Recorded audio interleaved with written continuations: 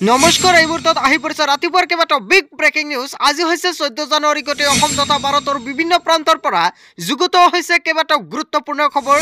এনেবোৰ খবৰ নিতৌ পাই থাকিবলৈ চেনেলটি সাবস্ক্ৰাইব কৰি ভিডিঅ'টো এটা লাইক কৰিবলৈ নাপাহৰিব। আজিৰ আমাৰ প্ৰথমটো খুবেই গুৰুত্বপূৰ্ণ খবৰ হৈছে এটা ডাঙৰ খবৰ।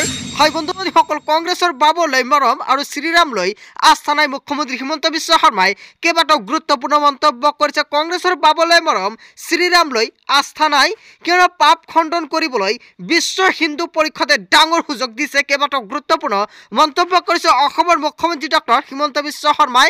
নেহৰুৰ পৰা ৰাহুল গান্ধীলৈকে সকলোৱে আফগানিস্তানৰ বাবৰৰ সমাধি দৰ্শনৰ বাবে যায়, কিন্তু কংগ্ৰেছক নিয়ন্ত্ৰণ জনাটোৱেই ভুল আৰু যাৰ আস্থা নাই তেওঁক মাতিবই নালাগে বুলি মন্তব্য কৰিছে। কংগ্ৰেছ উপস্থিত থকা হলে অনুষ্ঠানৰ মৰ্যাদাহে হানি হলহেঁতেন। ৰাম মন্দিৰৰ নিয়ন্ত্ৰণ প্ৰত্যাখ্যান কৰিছিল সোনিয়া গান্ধী আৰু মল্লিকাৰ্জুন খাৰ্গে আৰু অধীৰ ৰঞ্জন চৌধুৰীয়ে, আৰু এই প্ৰত্যাখ্যানক লৈ এইবাৰ সোচ্চাৰ ৰাজ্য মুখ্যমন্ত্ৰী হিমন্ত বিশ্ব শৰ্মা। কংগ্ৰেছ বাবুলৈ মৰম আৰু শ্ৰীৰামলৈ আস্থা নাই। হয় বন্ধুসকল, মুখ্যমন্ত্ৰী হিমন্ত বিশ্ব শৰ্মাই এটা গুৰুত্বপূৰ্ণ মন্তব্য কৰিছে। ইয়াৰ বিষয়ত আপুনি কি ক'ব? যদি আপোনাৰ কিবা ক'ব লগা থাকে আপোনালোকৰ মন্তব্যটো নিশ্চয় কমেণ্টৰ জৰিয়তে জনাবলৈ নাপাহৰিব।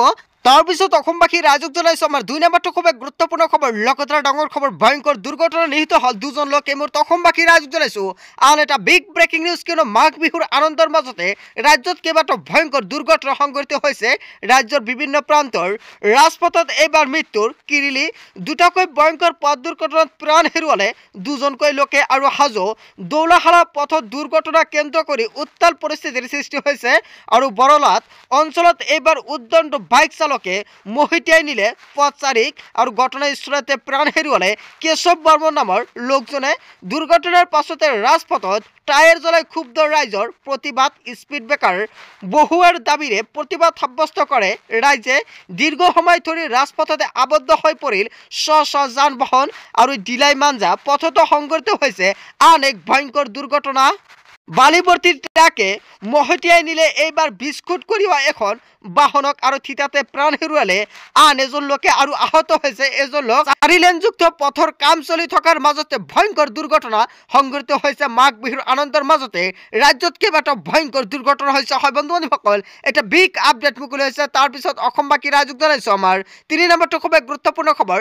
লগতে ডাঙৰ খবৰ, প্ৰতিশ্ৰুতি পাহৰা নাই কংগ্ৰেছে, নিবনুৱাক দিব 3000কৈ টকা। মোৰ অসমবাসী ৰাইজক জনাইছো আন এটা বিগ ব্ৰেকিং নিউজ, কিয়নো প্ৰতিশ্ৰুতি দি আখৰে আখৰে পালন কৰিলে কংগ্ৰেছ চৰকাৰে। নিবনুৱা যুৱক যুৱতীক ভাল খবৰ দিলে কংগ্ৰেছ চৰকাৰে। শিক্ষিত নিবনুৱাক প্ৰতিমাহে 3000কৈ টকা দিব চৰকাৰে, আৰু স্নাতক উত্তীৰ্ণ নিবনুৱাক এই ধন প্ৰদান কৰিব চৰকাৰে। আৰু ডিপ্ল'মাধাৰী নিবনুৱাসকলক মাহেকত দিয়া হ'ব 1500কৈ টকা। আৰু নিৰ্বাচনৰ পূৰ্বে জনতাক প্ৰতিশ্ৰুতি দিছিলে কংগ্ৰেছ চৰকাৰে।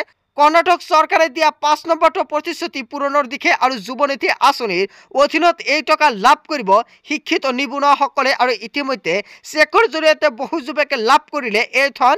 প্ৰতি মাহৰ 10 তাৰিখৰ আগতে এই ধন লাভ কৰিব। নিৰ্বাচনী ইস্তাহাৰত দিয়া প্ৰতিশ্ৰুতি ৰাখিলে কৰ্ণাটকৰ কংগ্ৰেছ চৰকাৰে। প্ৰতিশ্ৰুতি দি আখৰে আখৰে পালন কৰিছে কংগ্ৰেছ চৰকাৰে। হয় বন্ধুসকল, এটা বিগ আপডেট মুকলি হৈছে। ইয়াৰ বিষয়ত আপুনি কি ক'ব?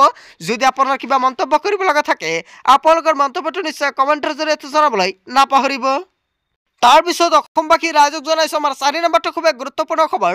লগতে ডাঙৰ খবৰ, কৰ নিদিয়া জব্দ হ'ব এতিয়া আপোনাৰ সম্পত্তি। যদি আপুনি কৰ নিদিয়ে তেনে ক্ষেত্ৰত আপোনাৰ সম্পত্তি জব্দ হ'ব, কৰ্তন হ'ব বিদ্যুতৰ সংযোগে। মোৰ অসমবাসী ৰাইজক জনাইছো আন এটা বিগ ব্ৰেকিং নিউজ, কিয়নো কৰ নিদিলে সম্পত্তি জব্দ কৰিব প্ৰশাসনে, আৰু কাটি দিয়া হ'ব আপোনাৰ বিদ্যুতৰ সংযোগ।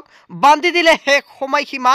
ভোগালীৰ বতৰে আহিল এইবাৰ বেয়া খবৰ। শীঘ্ৰেই বকেয়া কৰ আদায় নিদিলে সম্পত্তিৰ বাজেয়াপ্ত কৰাৰ ইংগিত, কিয়নো জিএমচিৰ আয়ুক্ত মেঘানীতি দাহাল আৰু মেয়ৰ মৃগেন শৰণীয়াৰ এটা ডাঙৰ ঘোষণা। 2008ৰ নিৰিখত সম্পত্তি কৰ দিবলৈ গুৱাহাটীবাসীক আহ্বান, কিয়নো সম্পূৰ্ণ কৰ দিব নোৱাৰিলে 50% বকেয়া কৰ দিবলৈ আহ্বান জনাইছে। 31 জানুৱাৰীৰ ভিতৰত কৰ আদায়ৰ আহ্বান জনালে জিএমচিএইচে।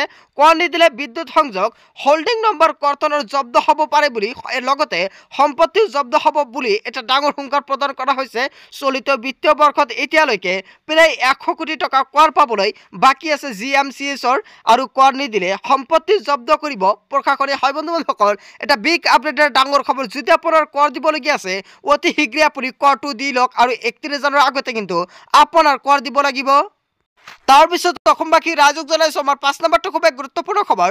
লগতে ডাঙৰ খবৰ, কংগ্ৰেছৰ প্ৰতি এইবাৰ মোহভংগ সংখ্যালঘুৰ, কংগ্ৰেছ ত্যাগ কৰিলে স্বশালকৰ। এই মুহূৰ্তত অসমবাসী ৰাইজক জনাইছো বিগ ব্ৰেকিং নিউজ। আন এটা গুৰুত্বপূৰ্ণ খবৰ মুকলি হৈছে। লোকসভা নিৰ্বাচনৰ পূৰ্বে কংগ্ৰেছত ব্যাপক খহনীয়া, কংগ্ৰেছৰ প্ৰতি মোহভংগ কৰিছে সংখ্যালঘুৰ।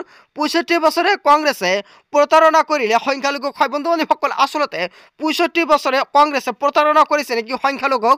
আৰু অপূৰ্ব ভট্টাচাৰ্যৰ দলত্যাগৰ দিনাই কংগ্ৰেছত মহম আঘাত। ৰকিবুল হুছেইনৰ বেটী হয় চামগুৰিৰ এইবাৰ অগপত যোগদান কৰিছে 2 শতাধিকৰ। আৰু শিঙিমাৰী আৰু শালপাৰা পঞ্চায়তৰ সভাপতিয়ে যোগদান কৰে অগপত। শেহতীয়াকৈ চামগুৰিত দলত্যাগ কৰিল আন শতাধিক কংগ্ৰেছীয়ে। ইতিমধ্যে নেতৃত্ব বৃদ্ধে এইবাৰ ক্ষোভ উজাৰি দলত্যাগ কৰিছে অপূৰ্ব ভট্টাচাৰ্যৰ। আৰু কংগ্ৰেছ এৰি পুনৰ অগপত যোগদান কৰিব অপূৰ্ব ভট্টাচাৰ্যই। অসমত কংগ্ৰেছ দলটো দিল্লীৰ নেতাই ধ্বংস কৰা বুলি এটা ডাঙৰ অভিযোগ উত্থাপিত হৈছে দলৰ নেতৃত্বৰ বিৰুদ্ধে। বহু বিস্ফোৰক অভিযোগ অপূৰ্ব ভট্টাচাৰ্যৰ কংগ্ৰেছ দলৰ কোনো পলিটিকেল ভিজন নহয় বুলি মন্তব্য কৰিছে। হয় বন্ধু বান্ধৱসকল, এটা বিগ পলিটিকেল আপডেট মুকলি হৈছে। ইয়াৰ বিষয়ত আপুনি কি ক'ব?